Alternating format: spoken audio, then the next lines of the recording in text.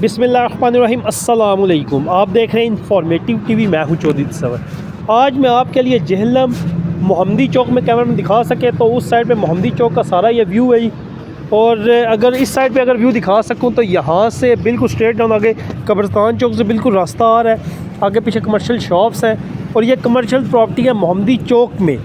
इसका फ्रंट अगर बात करें हम तो फ्रंट है ऑलमोस्ट इसका फ्रंट है 16.5 फीट और ज़बरदस्त लेंथ है। 4 मरले का प्लॉट है, कमर्शियल प्लॉट है।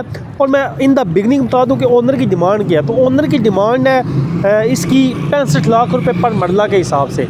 4 मरले आपको प्रोवाइड किया जाएगा। इसका खूबसूरत आप हॉल बना सकते हैं। हॉल के साथ आप इस तरह कर सकते हैं कि इसको आप बिज़नेस के लिए यूटिलाइज़ कर सकते हैं। नहायत ही रीज़नेबल प्राइस में कमर्शियल प्रॉपर्टी है और इस तरह की प्रॉपर्टी बहुत रेयर मिलती है। मोहम्मदी चौक का एरिया है, यहाँ पे नीयें बनी हुई है और नीयों के साथ वाला ये प्लॉट है। ये देख सकते हैं आप, ये सारा प्लॉट है। कैमरामैन थोड़ा सा रोड का व्यू दिखाए आपको।